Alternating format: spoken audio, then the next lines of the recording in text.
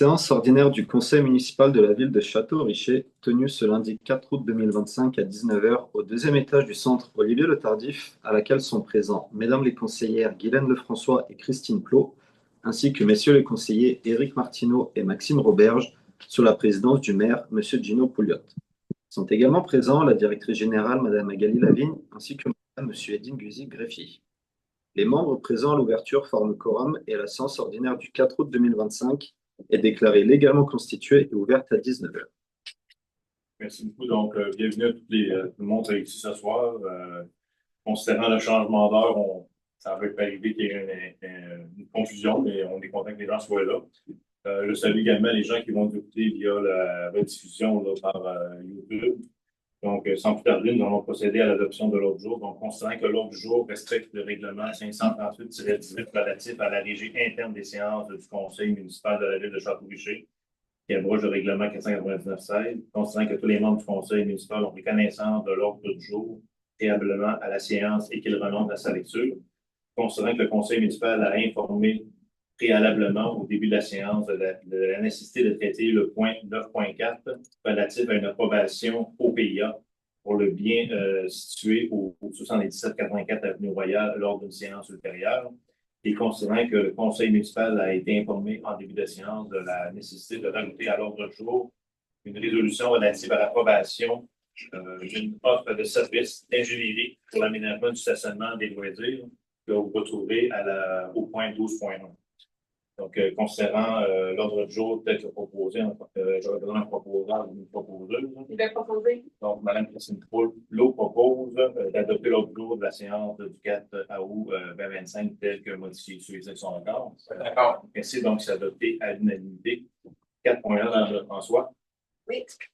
Alors, adoption du procès-verbal de la séance ordinaire du 7 juillet. Alors, considérant que les membres du conseil municipal ont individuellement pris connaissance du procès-verbal de la séance ordinaire du 7 juillet, et ce, préalablement à la séance, considérant que tous les membres du conseil municipal renoncent à la lecture du dit procès-verbal, considérant que la résolution 2025-07-07-179, telle qu'exprimée oralement lors de la séance du 7 juillet, indiquait de façon erronée l'adresse 7780 Avenue Royale au lieu de 7778 Avenue Royale, sans que cela n'impacte les autres dispositions de la résolution précitée.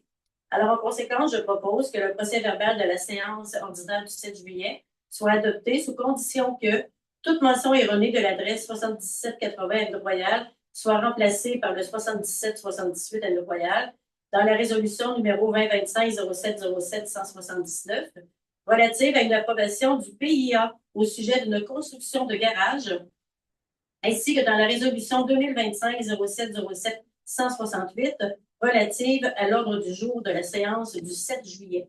Merci. Donc, ceux et ceux qui sont d'accord? D'accord. C'est adopté à l'unanimité. 4.2, M. Martineau. Adoption du procès-verbal de la séance extraordinaire du 10 juillet 2025, considérant que les membres du conseil municipal ont individuellement pris connaissance du procès-verbal de la séance extraordinaire du 10 juillet, et ce, préalablement au début de la séance.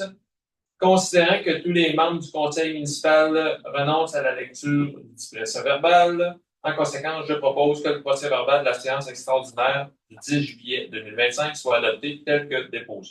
Merci. Donc, ceux et ceux qui sont d'accord? D'accord. Et adopté à l'unanimité. 5.1, les comptes généraux, Mme Lefrançois. Oui, merci.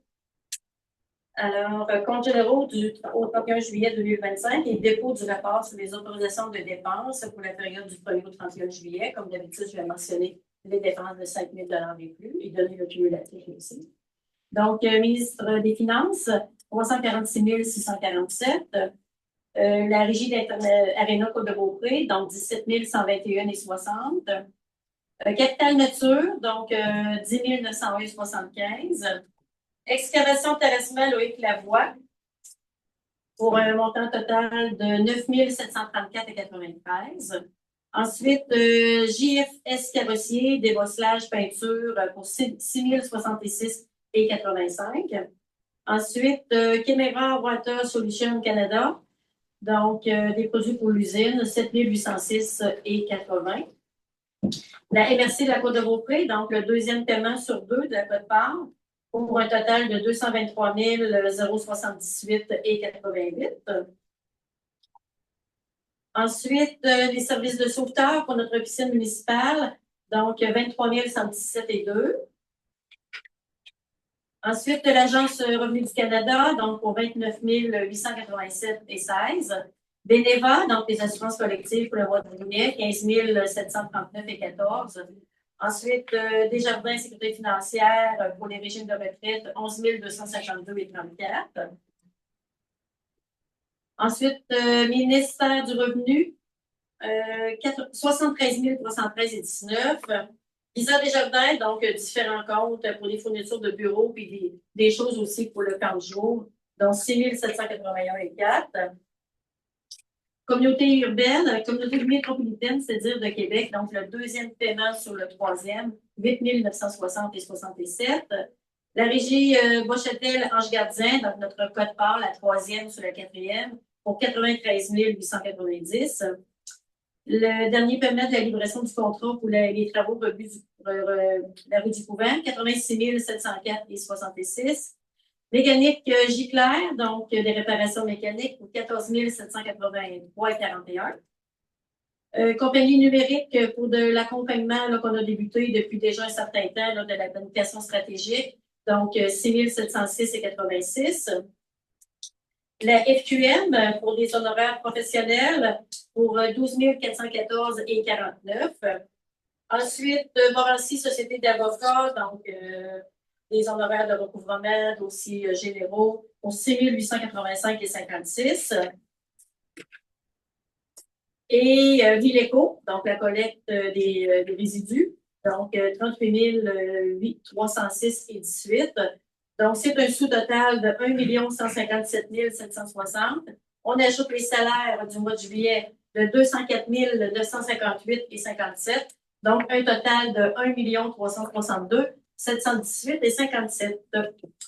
Alors, considérant que le Conseil municipal prend en considération la liste des comptes à payer en date du 31 juillet 25, considérant qu'en vertu de l'article 477.2 de la loi sur les cités civiles, tout fonctionnaire ou employé qui accorde une autorisation de dépense doit l'indiquer dans un rapport, je propose d'approuver la liste des comptes à payer totalisant 1 362 718,57 pour la période se terminant le 31 juillet 25, incluant les salaires, d'autoriser le paiement des comptes dus, de reconnaître que cette même liste fait foi de rapports sur les autorisations de dépenses, d'autoriser le maire et la trésorière à signer tous les documents afférents. Donc, merci. Donc, tous les trucs sont d'accord? D'accord. C'est adopté à l'unanimité. On est maintenant rendu au point 6, qui est le suivi des dossiers et points d'information. Je vais commencer avec M. Martineau. Monsieur le maire, il y a quelques semaines, les bénévoles et membres du CA du Centre de généalogie ont commencé un projet de restauration du vieux cimetière de Château-Rocher. Le tout qui était, on a reçu des approbations de la compagnie des cimetières au préalable. De restauration qui consiste là, au redressement. Là, il y a plusieurs, il y a pas plusieurs, il y a beaucoup de pierres là, qui sont très inclinées. Là, donc, on procède au redressement puis également au nettoyage là, de certaines là, qui sont très tachées. Les derniers travaux là, avaient eu lieu en 96, selon nos recherches. Là, fait que, donc, ça avait besoin d'un peu d'amour, d'autant que c'est régulièrement visité par des touristes. Donc, les coûts là, qui sont des petits coûts qui sont nécessaires là, pour le matériel là, de ces travaux-là, ils étaient défrayés par les membres, par ces mêmes bénévoles-là. Là. Donc, ceci dit, dans la mesure où on le voit de proche, là, c'est des familles toujours présentes de Château-Boucher. Ce serait apprécié si les gens veulent faire des dons au centre de généalogie pour nous aider dans parce qu'il va y avoir d'autres étapes. Ça va se faire déploiement sur plusieurs années, ces travaux-là. Si les gens veulent faire des dons au centre de généalogie pour ce projet-là, ben, nous sommes ouverts. Il y a juste à s'adresser à Mme Danielle Laplante au centre, puis ça va nous faire plaisir si les gens veulent contribuer au projet. Merci. Christine, on a fait? Oui, merci. Donc, de mon côté, là, il me fait plaisir de vous inviter là, à notre traditionnelle soirée familiale d'été qui est organisée en collaboration avec les Chevaliers du Colomb, qui va se tenir le samedi 23 août prochain au Centre Olivier Le Tardy, mais dans le stationnement. Donc, les Chevaliers de Colomb qui seront présents vont offrir gratuitement là, maïs et hot dog. Puis, ça, c'est à partir de 16 heures. Ensuite, il y aura aussi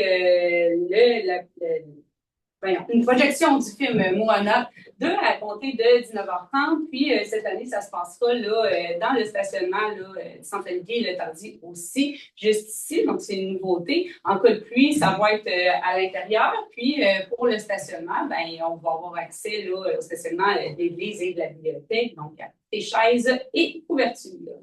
Merci beaucoup. De mon côté, j'avais une réponse. Il fallait que je revienne sur une réponse que je n'avais pas pu répondre, une question que je n'avais pas pu répondre à la dernière séance concernant une demande de M. Saint-Hilaire.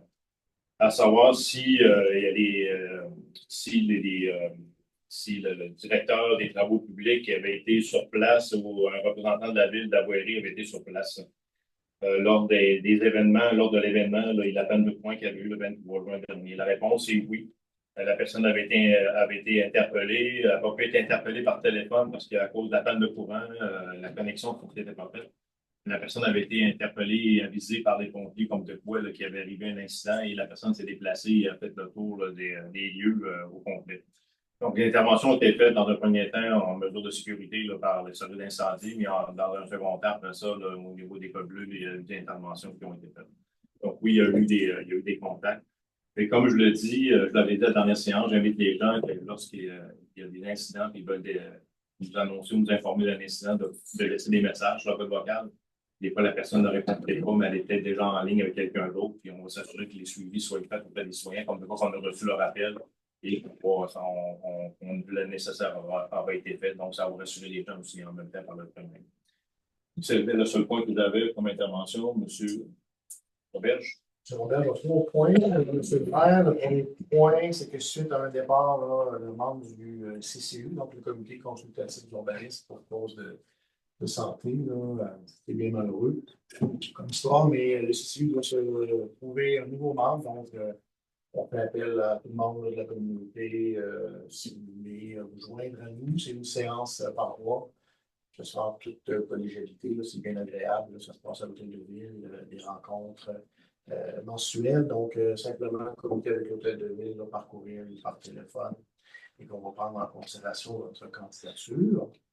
Donc, deuxième point, c'est le comité d'embellissement que j'ai mis sur pied là, cet été. Donc, on a plusieurs bénévoles là, déjà là, qui se sont joints au nouveau comité. Donc, on a déjà fait une activité là, au début du mois de juillet autour de la bibliothèque et de l'église. Et là, il y aura d'autres activités d'ici l'hiver. Donc, entre autres autour du quai, là, dans le coin du fleuve, qu'on ira travailler. Donc, ça, encore une fois, en communiquant avec l'hôtel de ville, moi-même, par messenger ou par courriel, plus on est de fous, plus on rit. Et je termine avec Art et Reflet, donc, qui a été un beau succès encore une fois cette année. C'était la 31e édition. Donc, beaucoup d'affluence. Il faisait excessivement beau en fin de semaine, là, sûrement une petite averse, mais en toute fin de journée samedi. Là. Donc, merci à toute l'organisation. Donc, évidemment, Mme Tanguay, au premier chef, présidente, son conseil d'administration. Je veux aussi surtout remercier les bénévoles qui sont nombreux, qui reviennent année après année, puis qui travaillent très dur dans la semaine avant pour la préparation du site, pendant le festival, puis de faire tout ça là, dimanche en soirée, puis aujourd'hui. Donc, merci à tout le monde, puis merci à M. Cyril Tremblay, qui était cette année le président d'honneur. Donc, 32e édition, 31 juillet 2026. C'est tout pour moi, M. le maire. Merci, Mme Lefrançois. Oui. Alors, de mon côté, bien, vous savez, en tant qu'élu, on a de la représentation à faire, autant envers nos citoyens, mais aussi envers la Côte de Beaupré, en particulier aux organismes. Puis moi, dans le cadre de mon travail chez Desjardins, j'ai été habituée à faire beaucoup de représentations. Je connais quand même assez bien les organismes de la Côte de Beaupré. Puis à l'occasion, j'entends des gens dire on n'en a pas nous autres à Château, où c'est peu connu finalement, les organismes qui peuvent aider les citoyens. Donc, sur quelques mois, je vais vous présenter quelques organismes de la Côte-de-Beaupré. C'est pas parce qu'ils ne sont pas situés, le siège social, on va dire, à Château-Richer, que vous n'y avez pas droit. Alors, c'est super important de les connaître, surtout dans un contexte où les gens veulent demeurer le plus longtemps possible dans leur maison. Bien, il y a beaucoup d'accompagnement qui peut se faire pour vous aider. Fait que j'ai pensé livrer ça. Donc, aujourd'hui, je vais vous parler un petit peu de l'Association bénévole Côte-de-Beaupré. Alors, c'est un service gratuit d'abord, c'est confidentiel aussi. Donc, c'est des proches pour les aidants d'aînés, finalement. Il y a de l'accompagnement, de soutien individuel. Il y a des conférences qui peuvent se faire aussi. Il y a de la socialisation aussi. C'est-à-dire, si vous connaissez quelqu'un aussi vous-même, vous demeurez seul, vous n'avez pas vraiment de contact avec personne, il y a des bénévoles à l'association bénévole qui s'engagent à téléphoner ces gens-là seuls une fois par semaine ou même des fois deux. Donc, ça peut changer la vie de quelqu'un d'avoir des contacts avec des gens. Donc, c'est important. Il y a beaucoup de choses pour le maintien à domicile aussi, dont la popote roulante, évidemment, repas chaud livré 3 fois par semaine, l'accompagnement de transport médical aussi, transport vers les services essentiels comme la pharmacie, par exemple, et même d'institutions financières. Il y a des menus travaux aussi, il y a de l'aide au formulaire dans le temps de l'impôt. Il y a des gens qui peuvent faire aussi peut-être votre rapport d'impôt pour les aînés. Donc, c'est important de connaître tous ces services-là parce que tout le monde peut en profiter. Du même coup, ben, ils recherchent toujours des bénévoles aussi. Si vous avez le goût, vous avez le temps de dire, ben, moi, une fois par semaine, je le prendrai de 30 minutes pour téléphoner une personne dans ma région pour jaser avec lui puis lui faire du bien. Ben, vous allez être les bienvenus, c'est sûr et certain. Ils sont toujours à la recherche de bénévoles. Fait que le numéro de téléphone, 418-827-8780. Bien sûr, ils ont un site Internet aussi, mais c'est des gens de cœur et je vous invite vraiment à les utiliser si vous en avez besoin. Merci beaucoup. Monsieur Gauthier. Oui, merci Monsieur le maire. Bonsoir aux personnes présentes ce soir. Mon point concerne les élections municipales 2025. Donc, comme vous le savez, la date du 2 novembre approche quand même très très rapidement. Il y a pas mal de tâches qui s'accélèrent de mon côté. Puis on a quand même toujours un petit enjeu. Je pense que la plupart des municipalités l'ont, mais on a quand même toujours cet enjeu de personnel électoral. Donc juste avant de continuer, je voulais quand même remercier toutes les personnes qui, jusqu'à présent, ont simplement montré leur intérêt à travailler. On en a quand même beaucoup, donc c'est très très satisfaisant. Puis je leur en remercie. Il nous manquait une petite dizaine, douzaine de personnes, en sachant que je compte le backup, donc c'est 10-12 personnes. On aura sans doute des personnes qui ne pourront pas se présenter, qui vont se désister. Il nous faudrait aussi un backup. Donc j'inviterai toutes les personnes qui nous écoutent, qui sont présentes dans la salle, comme j'ai pu le faire jusqu'à présent avec toutes les personnes qui sont présentées dans mon bureau ou au téléphone, à faire passer le mot. La ville est à la recherche de monde pour ces élections. On a pas mal de postes. Les postes sont quand même relativement bien rémunérés, puis c'est quand même un événement très important pour la vie démocratique de notre ville. Euh, on a besoin de la préparer, cette élection, de la meilleure des façons, et on compte beaucoup sur le personnel pour ça. Donc, toutes les personnes, sans exception, sont invitées à faire passer ce message. Parlez-en autour de vous, les personnes qui sont intéressées, vous pouvez me contacter sans problème, vous êtes bienvenus avec ou sans expérience, mais on est toujours à la recherche de personnel, donc n'hésitez pas. Puis si vous avez besoin d'informations additionnelles, on a quelques informations en ligne sur le site web, mais je vous invite surtout à me contacter. Donc vraiment, toutes les personnes, vous êtes les bienvenus. Ça fait le tour. Il y avait les règles que vous vouliez rappeler. Bien sûr. Ça fait le tour donc de mon point pour les élections. Avant qu'on commence la période de questions, je voulais, comme d'habitude, maintenant rappeler nos points, en tout cas rappeler nos règles en vigueur pour la période des questions. Donc j'inviterai toutes les personnes qui souhaitent poser une question à se présenter au pupitre et à s'identifier avec leur nom complet. Je vous inviterai surtout à formuler vos questions dans un langage respectueux en vous adressant au président de la séance et en vous adressant au maire et aux conseillers à titre de monsieur le maire et à messieurs les conseillers, mesdames les conseillères. Puis, je vous rappelle surtout qu'un petit préambule est permis en amont de poser votre question, mais je vous invite vraiment à utiliser un temps raisonnable pour ce préambule. Je pense qu'un petit 2 minutes est totalement suffisant pour le préambule. Donc, je vous inviterai vraiment à respecter cette limite pour s'assurer que notre période de questions soit ordonnée et respectueuse. Et puis, j'invite évidemment les personnes sur Zoom à respecter les mêmes règles avec les adaptations requises. Merci beaucoup. Merci. Donc, tu vas nous rendre au point 7 de la période de questions. Est-ce qu'il y a des questions? Bonsoir tout le monde, Jimmy Saint-Hilaire. Madame Lefrançois mentionnait un 10 000 quelques cent dollars pour capital nature. Est-ce qu'on peut savoir c'est quoi les services qu'on a obtenus pour ce montant-là? Capitaine Nature, ce qu'on est en train de faire les études, l'évaluation, on savait qu'on avait un budget d'environ, une entente avec Capitaine Nature d'environ 45 000 $. Ça comprenait différents services qu'on vous avait expliqués dans les rencontres antérieures. Donc, c'est comme un versement là, qui est on y va par étapes, donc c'est un versement qu'on donne sur le 45 000 qu'on va donner sur, en termes de montant pour le service qu'on va recevoir de l'autre.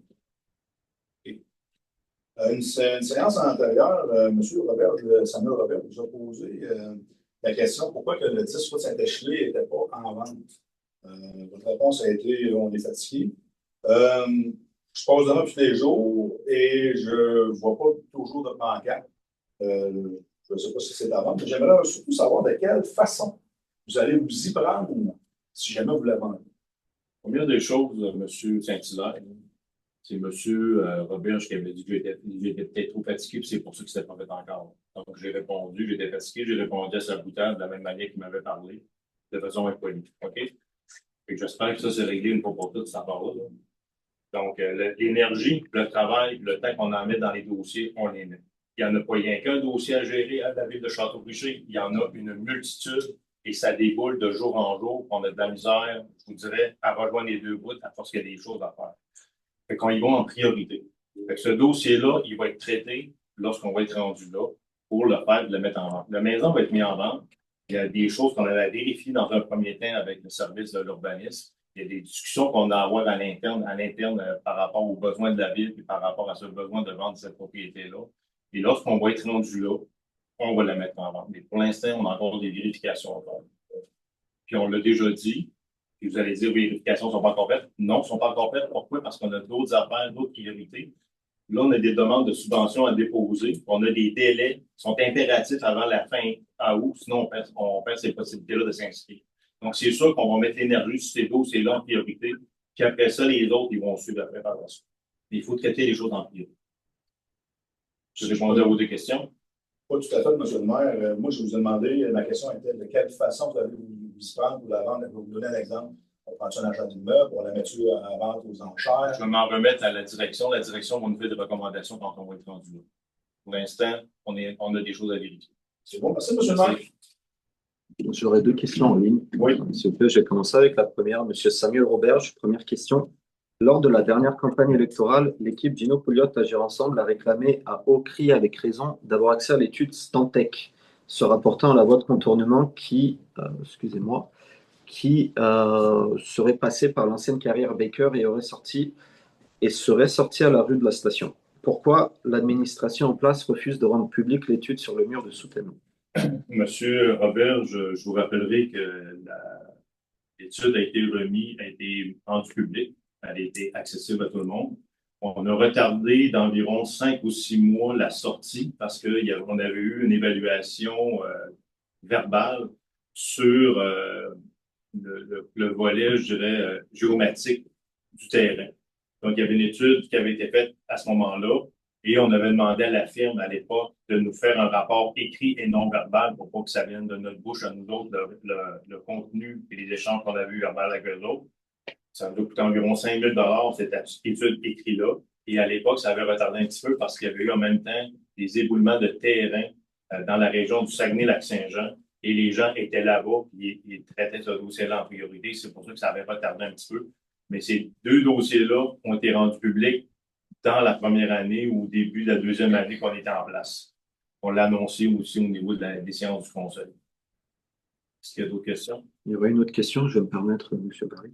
Donc, Samuel Roberge, deuxième question. Est-ce que le règlement interdisant les vélos sur la route Saint-Achille est finalement en vigueur?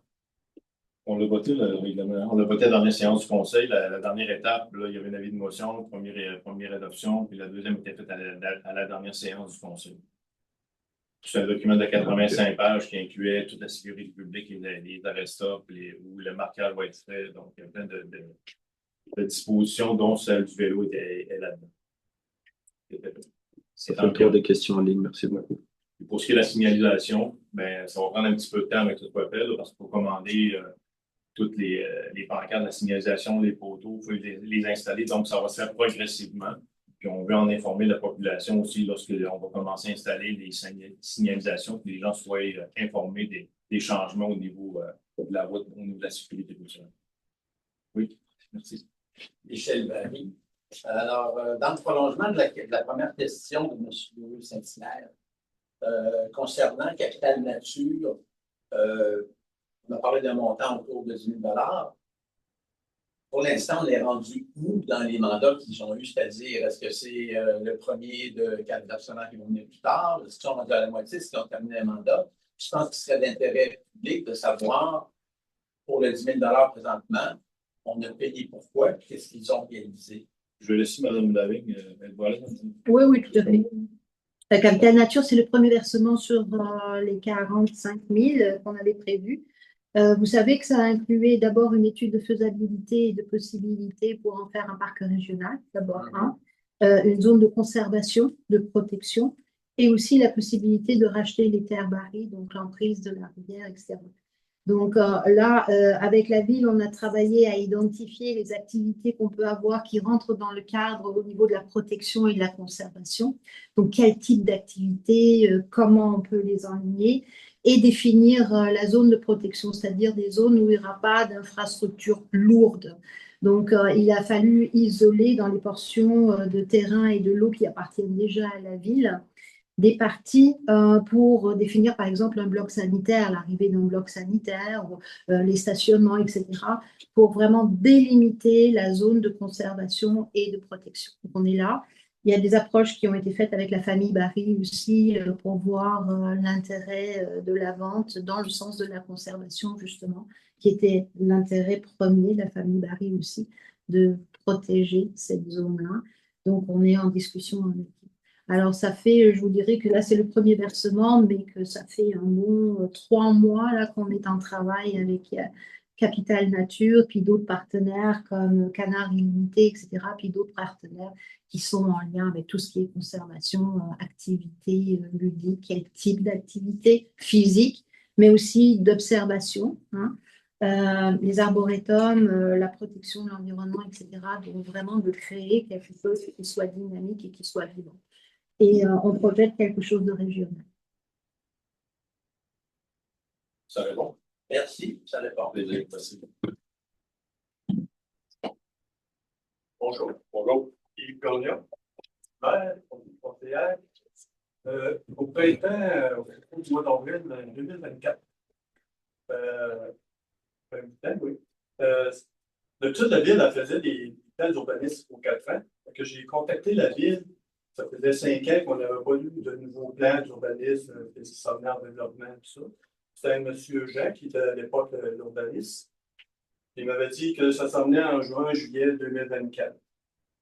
Je me suis présenté au mois de septembre 2024. À un moment donné, je n'ai pas eu de réponse. J'ai fait un petit suivi. Je me suis présenté ici, à la réunion. Puis, je lui ai demandé comment ça qu'on n'avait pas de plan d'urbanisme. Fait que vous m'avez écrit 2 jours plus tard pour me dire que le dossier, donc que vous alliez revenir avec ça. Là, on est rendu présentement, on a toujours pas de plan d'urbanisme, on va faire comme 17 ans. Normalement, la municipalité, il faut qu'elle planifie justement les nouveaux développements pour planifier les développements, mettons, de l'usine d'épuration ou de filtration ou les conduites, puis toutes les rues. Fait que je me demande comment ça se fait qu'on n'a pas de plan d'urbanisme. Parce que là, on s'en vient vers les élections. Puis on ne sait pas trop qu'est-ce qu'ils planifient. C'est pas un petit pamphlet qui va nous dire la ville vers où qu'elle s'en va. Parce que c'est des choses qu'il faut planifier d'avance. Parce que ça inclut tout le financement de ces projets-là.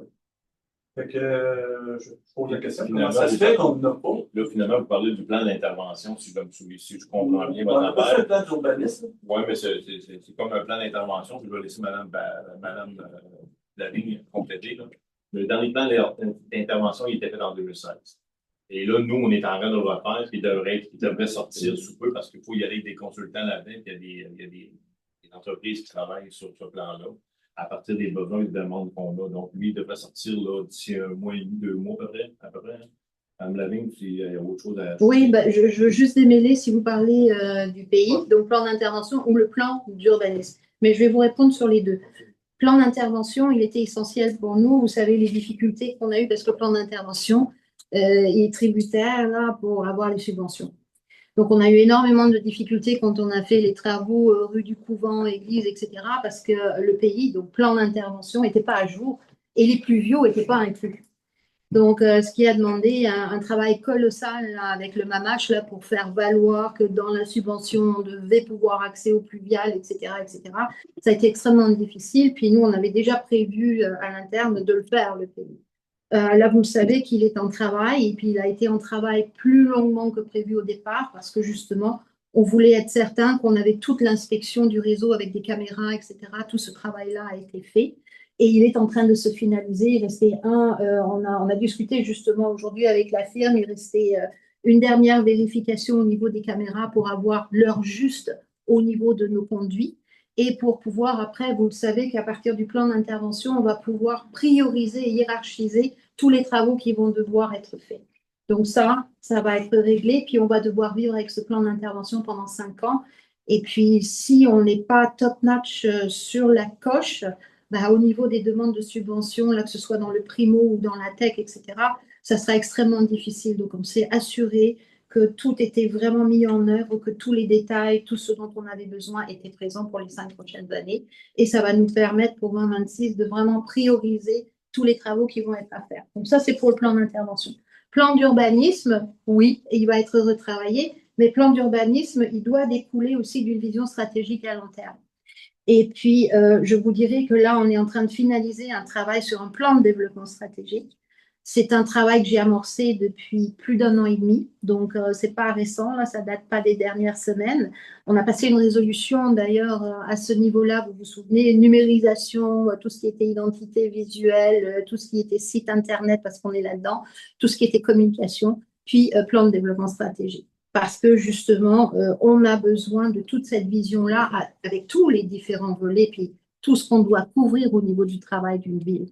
Et c'est avec cette vision-là, justement, le questionnement du développement immobilier, qu'on parle du résidentiel ou entrepreneuriat ou commerce de proximité, etc.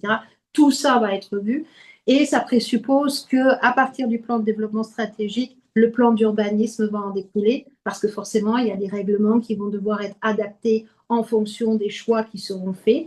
Et ce plan de développement stratégique présuppose qu'il y a une très grande consultation actuellement qui est faite avec des groupes témoins. Et je vous dirais qu'on est très bien accompagné dans ce dossier-là, d'ailleurs par un monsieur qui est extrêmement connu dans le milieu pour cette capacité, cette expertise-là, et en plus un citoyen de Château-Richer. Donc c'est monsieur Desjardins.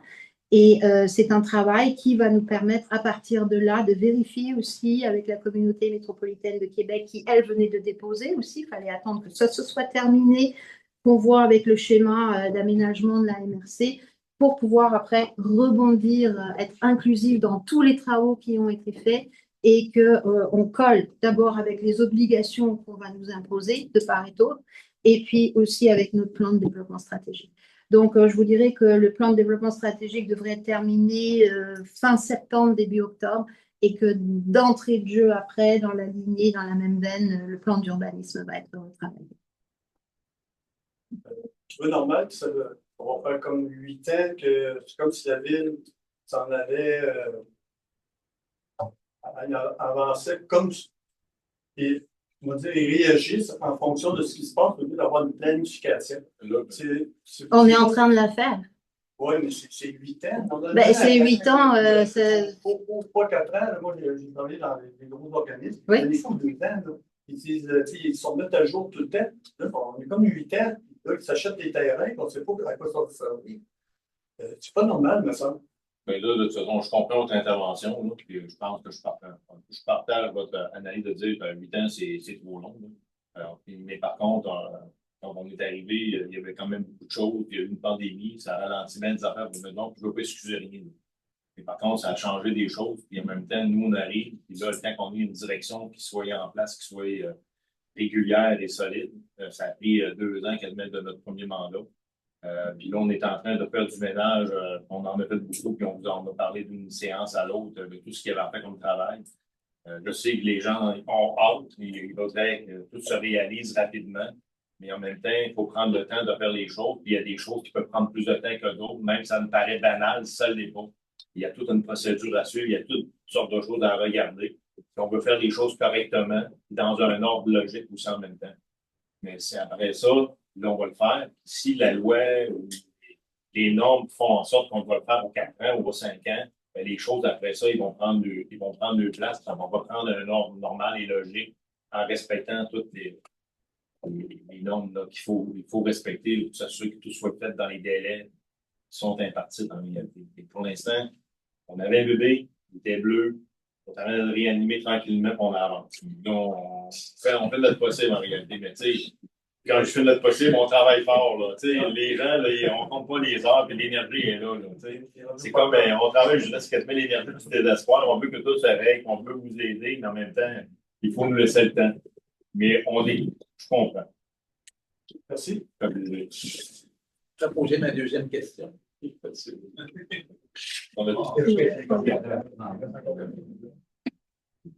Concernant le plan de développement stratégique, est-ce que je comprends que vous aviez mentionné qu'il y avait des groupes cibles Oui.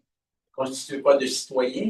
Alors, et de citoyens, puis des citoyens divers. Donc, on a des représentants de la FADOC, par exemple, le Cercle des fermières, mais on a des citoyens aussi aînés. On a des parents de jeunes enfants, d'ados, etc. Il y a vraiment un groupe témoin très, très diversifié. Et puis, il y a les entrepreneurs. Donc, il y a des groupes comme Isabelle Gagnon, comme Gosselin, comme MK2, comme d'autres groupes entrepreneurs qu'on a ici, nos pharmacies. Donc, vraiment, c'est un groupe très, très, très large.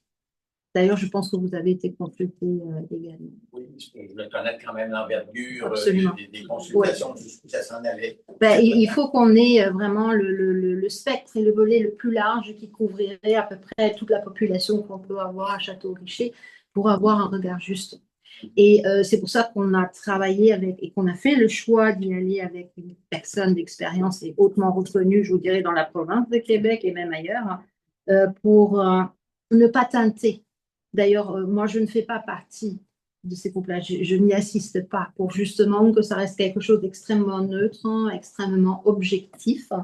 Alors, j'avais mis la table avec tout ce qu'il y a comme proposition. Ça fait 2 ans que je suis là maintenant, donc quand même une meilleure connaissance aussi de la ville. Mais après, tout le travail se fait sans que ce soit teinté ni par l'administratif ou le conseil. C'est complètement indépendant. Et puis, je vous dis, c'est un travail qui a été amorcé il y a déjà 1 an et demi. Donc, on aboutit, puis on est heureux de ça. Parfait. Merci pour la clarification. Merci. Donc, ça met fin à la période des questions. On n'en avait pas d'autres en ligne, M. Boulay? Non. Donc, nous sommes rendus au point 8.1. Je vais passer la parole à M. Merci, M. le maire. C'est l'adoption du second projet de règlement 636-25 qui modifie le règlement journal 575-20. Donc, contraire que le projet de règlement 636-25 a pour objet de réviser les classes d'usage permises dans certaines zones, d'ajuster les limites de zone et de prévoir diverses dispositions particulières. Considérant qu'un avis de motion a été donné lors de la séance ordinaire du 7 juillet et qu'un projet de règlement a été présenté et déposé à la même séance. Considérant que le premier projet de règlement a été adopté à la séance du 7 juillet. Considérant que le premier projet de règlement a fait l'objet d'une consultation publique tenue ici même le 16 juillet. Considérant qu'aucune objection n'a été formulée durant la séance de consultation publique et que les clarifications ont été apportées pour les questions soulevées. Considérant qu'une copie du règlement a été remise aux membres du Conseil au plus tard 72 heures avant l'heure fixée pour le début de la séance d'adoption. Considérant que ce règlement était disponible pour consultation à la mairie 2 jours ouvrables avant la séance du 7 mars. Conformément à l'article. Considérant que les copies du règlement étaient disponibles et à la disposition du public pour consultation dès le début de la séance d'adoption, et ce, conformément à l'article 356 de la loi sur les cités civiles. En conséquence, je propose d'adopter le second projet de règlement 636-25, modifiant le règlement de zonage 575-20 afin de réviser les classes d'usage permises dans certaines zones, d'ajuster les limites de zone et de prévoir diverses dispositions particulières. Merci. Donc, ceux qui sont d'accord? D'accord. C'est adopté à l'unanimité. 9.1, c'est le dépôt du compte rendu de la réunion du CCU du 22 juillet 25. Et je passe la parole à M. Robert pour 9.2. Merci. Donc, quelques points ce soir pour le CCU. 9.2, c'est l'approbation PIA pour les coursives du 71-41 Royal, donc Altera. Considérant que le projet vise la démolition des coursives et le remplacement de l'escalier de secours extérieur, le tout situé sur la façade latérale ouest du bâtiment principal du 71-41 Royal, considérant que les membres du CCU ont, lors de leur réunion du 22 juillet, émis une recommandation au conseil municipal visant à accepter sans condition particulière la demande d'approbation au PIA. En conséquence, elle propose d'accepter sans condition particulière la demande d'approbation au PIA pour le 71-41 Royal. Merci. Ceux et celles qui sont d'accord? D'accord. Adopté à l'unanimité. 9.3, M. Robert. Donc, c'est pour le revêtement extérieur et toiture du 7400 Royal, l'approbation au PIA. Considérant que le projet vise à réaliser des travaux sur la résidence située au 7400 Royal, considérant que les membres du CCU ont, lors de leur réunion du 22 juillet, émis une recommandation au conseil visant à accepter la demande d'approbation au PIA afin de permettre les travaux sur la résidence du 7400 Royal, sous condition que les pignons des fosses lucarnes situées en façade avant demeurent de couleur blanche. Donc, en conséquence, je propose d'accepter la demande d'approbation au PIA afin de permettre les travaux à la résidence du 7400, sous condition que les pignons des fosses lucarnes demeurent de couleur blanche. Ceux et celles qui sont d'accord? D'accord. Adopté à l'unanimité. 9.4, M. Robert. Donc, une autre approbation au PIA pour des portes et fenêtres au 8325 Royal, résidence au patrimoine local. Donc, considérant que le projet vise à réaliser des travaux au 8325 Avenue Royale, considérant que les membres du CCU ont, lors de la réunion du 22 juillet, émis une recommandation au conseil municipal visant à accepter la demande au PIA afin de permettre les travaux au 8325 Royal, sous condition que les 10 fenêtres soient préférablement en bois et obligatoirement abattant avec 6 carreaux, les 3 lucarnes soient préférablement en bois et obligatoirement abattant 4 carreaux, que la galerie soit en bois peint de couleur blanche, que les volets soient peints d'une couleur similaire à leur couleur actuelle, qui est le vert, ou à défaut de couleur rouge, comme la peinture. La porte d'entrée soit du même matériau que le matériau actuel qui est du bois, et de la même couleur que les volets, que la gouttière soit de couleur rouge, les soffites et les fascias de couleur blanche. Donc, je propose en conséquence d'accepter la demande d'approbation au PIA afin de permettre les travaux au 6325 Royal, au même point proposé par le CCU. Merci. Ceux et celles qui sont d'accord? D'accord. Adopté à l'unanimité. 9.5, M. Martineau. Monsieur le maire, approbation au PIA, revêtement extérieur du 83-78 Avenue Royale. Considérant que le projet vise la rénovation du revêtement extérieur de la résidence du 83-78 Avenue Royale avec des matériaux en bois et en pierre, considérant que les membres du CCU ont lors de leur réunion du 22 juillet, émis une recommandation au conseil visant à accepter la demande de PIA afin de permettre la rénovation du revêtement extérieur sous condition que le type de pierre soit similaire en fond et en couleur à celui du revêtement extérieur de la cheminée. En conséquence, je propose d'accepter la dite demande aux conditions émises par le CCU. Merci. Ceux et celles qui sont d'accord? D'accord. Adopté à l'unanimité. 9.6, M. Martineau.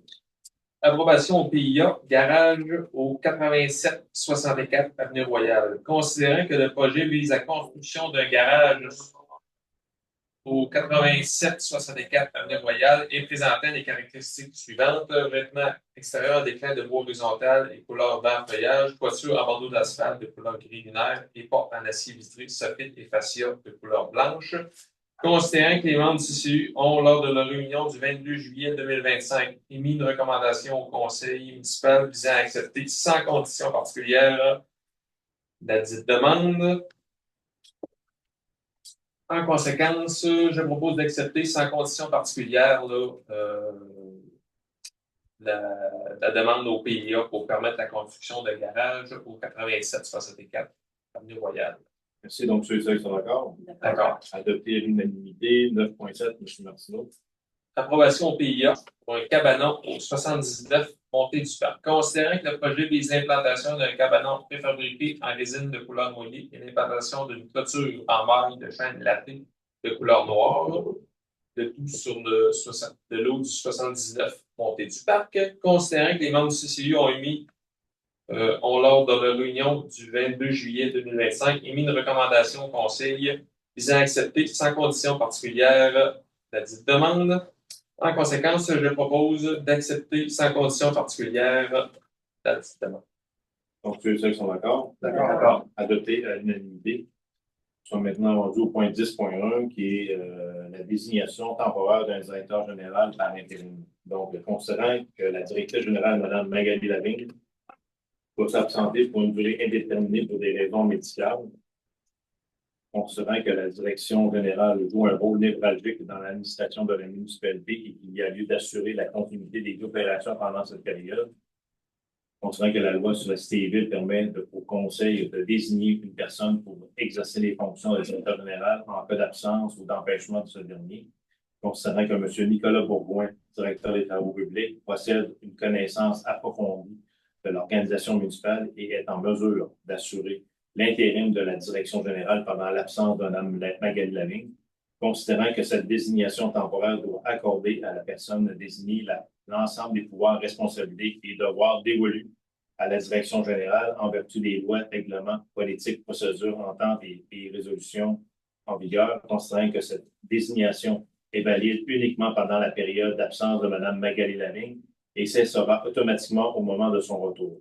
En conséquence, je propose que le Conseil municipal désigne M. Bourgoin, directeur des travaux publics, pour exercer temporairement les fonctions de directeur général par intérim, et ce, pendant toute la durée de l'absence de Mme Lavigne, directeur général, que M. Bourgoin soit autorisé à exercer l'ensemble des pouvoirs, responsabilités et fonctions incombant au poste de directeur général en vertu des lois et règlements en vigueur, incluant les pouvoirs de signature, de supervision et d'autorisation administrative ou budgétaire selon les délégations en vigueur, et que cette désignation prenne effet à compter du début de l'absence de Mme Magali Lavigne et soit révoquée de plein droit dès son retour en poste sans qu'une nouvelle résolution soit nécessaire. Donc, ceux et celles qui sont d'accord? D'accord. Merci, c'est adopté à l'unanimité. 10.2, présentation d'une demande financière pour le mur de soutènement de la rue d'Église, programme Pavel, volet soutien.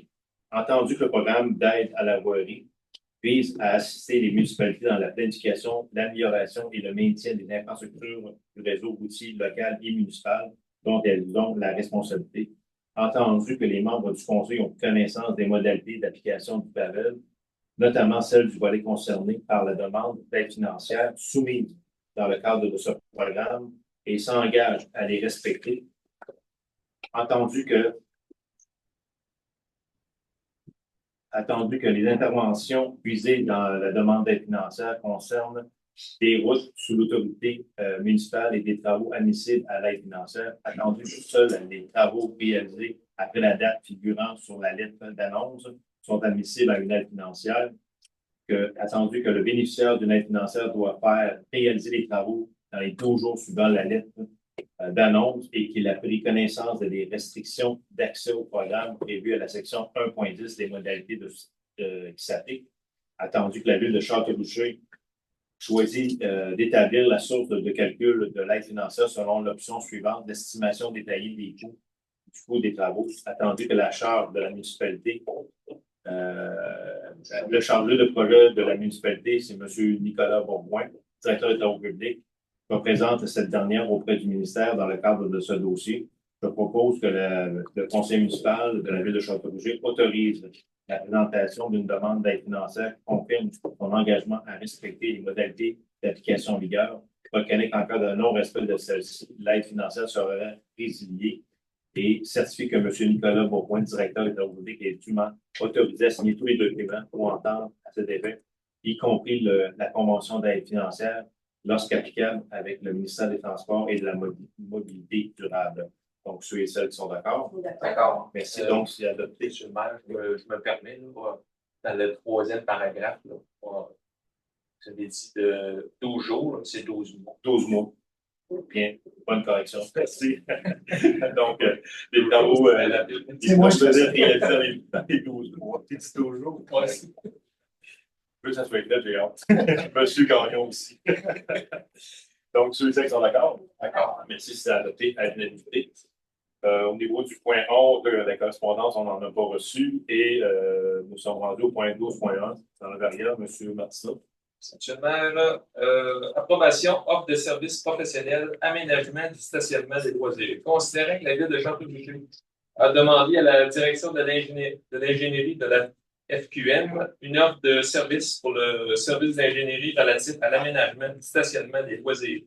Considérant que les activités prévues dans la dite offre concernent le traitement de données topographiques, l'élaboration et conception de solutions de gestion des eaux pluviales, une estimation des coûts, une réalisation de plans et devis, de même qu'un accompagnement durant un appel d'offres ultérieur. Considérant que la FQM a transmis à la Ville une offre de service datée du 1er août 2025, considérant que l'estimation du montant des honoraires indiqués à la dite offre de service s'élève à 14 300 $, excluant toute taxe applicable, considérant que telle estimation et même de même que la nature des services correspond aux besoins et aux attentes de la Ville. En conséquence, je propose d'accepter l'offre de service de la FQM pour les services d'ingénierie relativement à l'aménagement du stationnement des loisirs au prix estimé de 14 300 $, excluant toute taxe applicable.